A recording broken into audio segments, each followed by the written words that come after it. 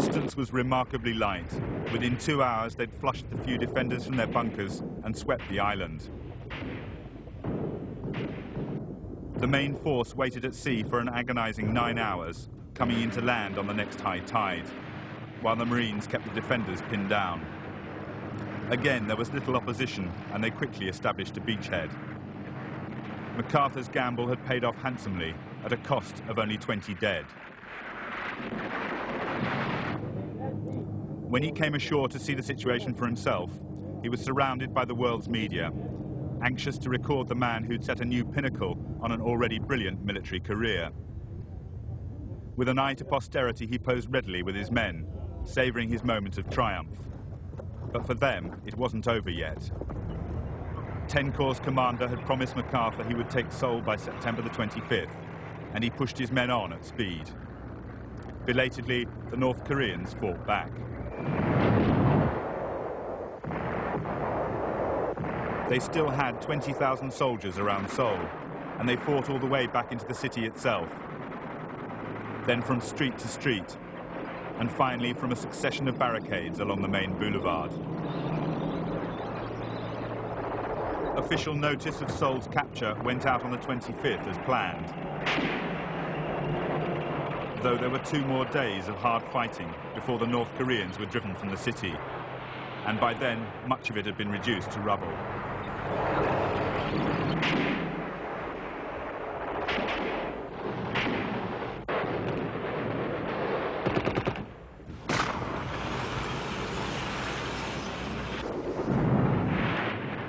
Mass graves revealed that their brief tenure of South Korea had been a savage affair for those they saw as opponents.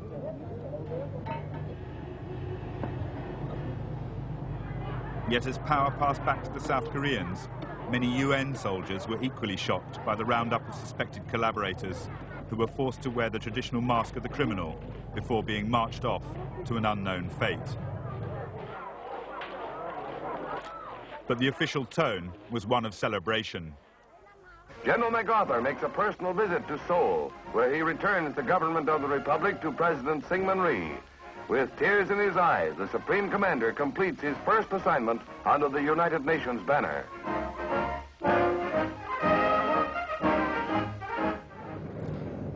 The day after the Incheon landings, the 8th Army began pushing northwards to link up with 10 Corps. It took 3 days of hard fighting to cross the Naktong River. Then the pace quickened as the North Korean line broke. Isolated groups retreated into the mountains to wage guerrilla war. But short of supplies, they could do little against the weight of the 8th Army.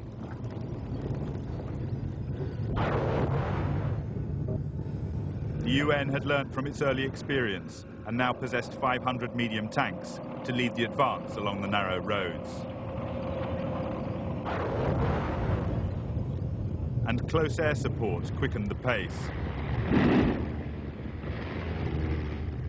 During the debacle of July, the lack of coordination had squandered UN air superiority. Now they made it tell.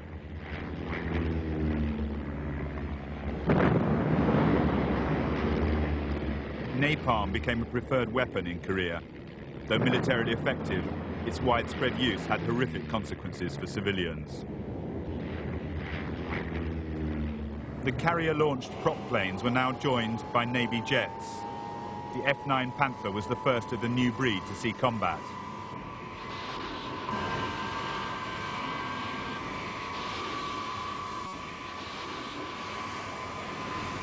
From their floating airfields, they could always keep the fluid front line within range, carrying their enhanced firepower anywhere over the Korean mainland.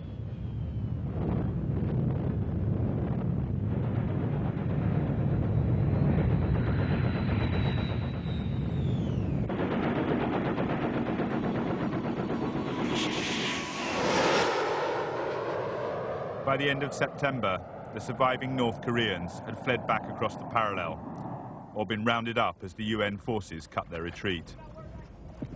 With South Korea nominally under his control, Syngman Rhee seized the initiative. On the 1st of October, he ordered his own troops across the 38th parallel, in pursuit not only of the northern forces, but of his own dream of a reunited Korea.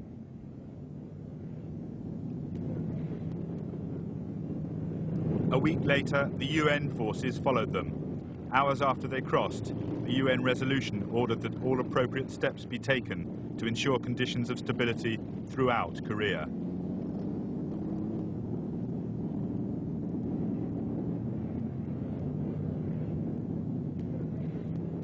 MacArthur again split his forces in two.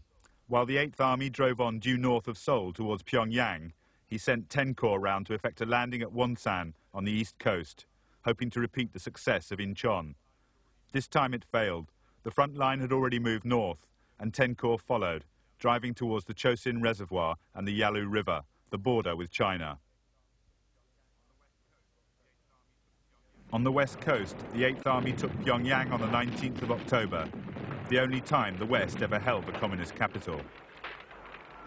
Syngman Rhee addressed the crowds from the balcony where his opponent had once stood. All Korea now seemed in his grasp. Among the UN forces, thoughts were turning to home. Their work in Korea seemed finished. Some troops were already preparing to leave. But a week after the fall of Pyongyang, everything was to change. The Chinese entered the war. They poured out of the hills, hitting the UN columns in massive human waves. On the battlefield, surprise was total. Yet the UN intelligence services had consistently discounted the obvious danger of Chinese intervention. Mao Zedong's hold on China after the Civil War was barely secure in 1950. American military and political support for his opponent, Chiang Kai-shek, and the nationalist forces on Formosa was a constant threat. The presence of American forces along the Korean-Chinese border could make his position untenable.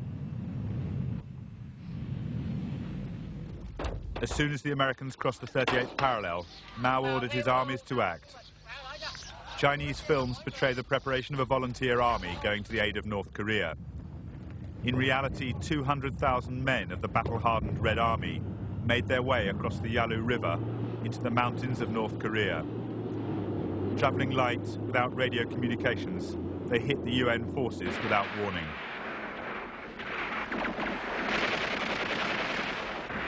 Yet after 2 days, they disengaged, just as suddenly melting back into the mountains.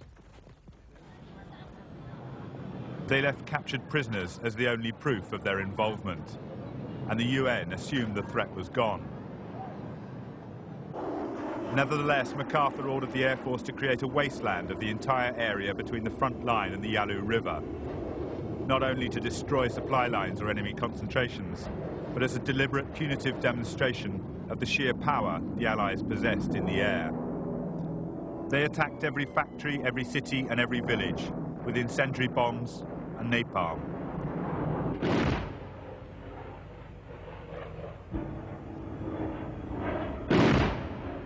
But suddenly they were attacked themselves. The arrival of the first MiG-15 jets in November astounded Western pilots. That the communists had developed a jet, and one that actually outmaneuvered their own F-80 Shooting Stars in the first jet-powered dogfights, was a profound shock. It was not until the arrival of the F-86 Sabre that they were able to redress the balance in MiG Alley, despite being forbidden to pursue the MiGs to their Chinese bases.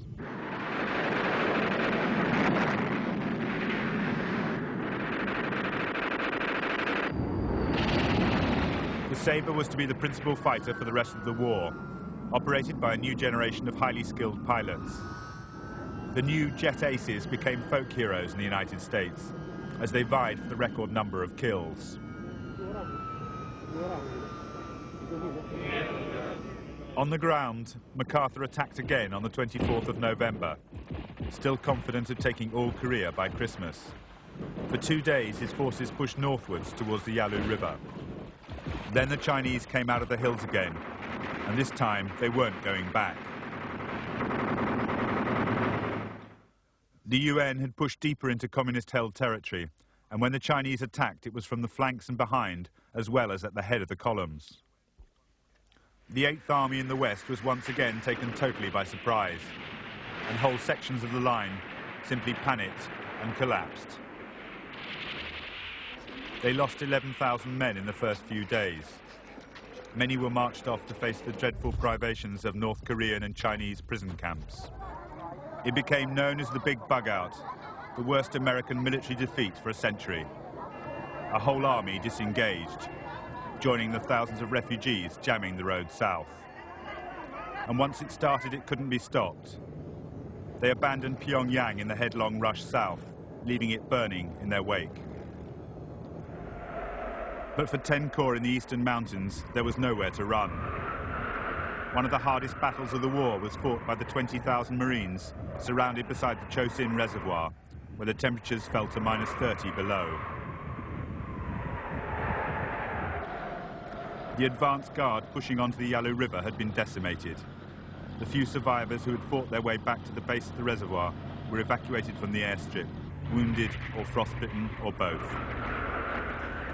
The rest were faced with the long fight back to the coast through 6 Chinese divisions, in conditions which made mere survival a struggle. They still took their heavy equipment, and as always, their dead with them. Airdrops were their lifeline. Whole bridge sections had to be dropped at one point to cross a gorge south of Koto Ri, which threatened to end the epic march there.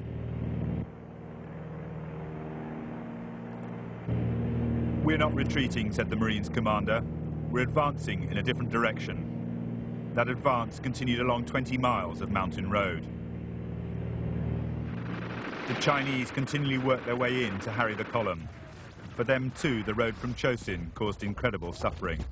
Under constant threat from the air, they couldn't even light fires for fear of bringing down a hail of bombs on their position. And frostbite accounted for many of their losses. On the 10th of December, 10 Corps finally marched into the port of Hungnam and prepared for evacuation south. Some thought they could have held a perimeter around their biggest base in the north, but the will to take risks had gone. The volume of supplies was too great to move, and Hungnam turned into a vision of hell as Koreans fought in the streets for precious foodstuffs.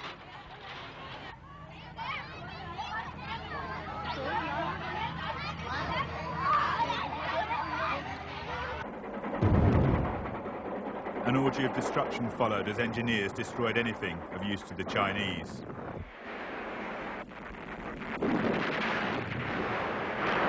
And the departing fleet vented its frustration by shelling the city in a final embittered flourish before turning south to Busan,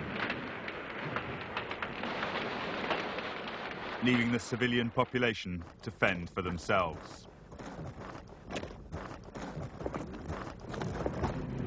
The scale of the defeat sent shockwaves through America, and extreme measures were being considered at the White House.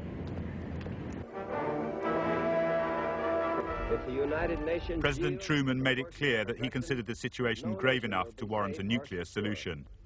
If aggression is successful in Korea, we can expect it to spread throughout Asia and Europe and to this hemisphere. We are fighting in Korea for our own national security and survival. Britain's Prime Minister Attlee flew to America on behalf of the Allies, seeking assurances against the use of nuclear bombs. And the talk of weapons of mass destruction was toned down. Truman chose another path. On December the 17th, he signed an emergency proclamation putting the economy on a war footing. The massive rearmament drive he launched would continue long after Korea and have a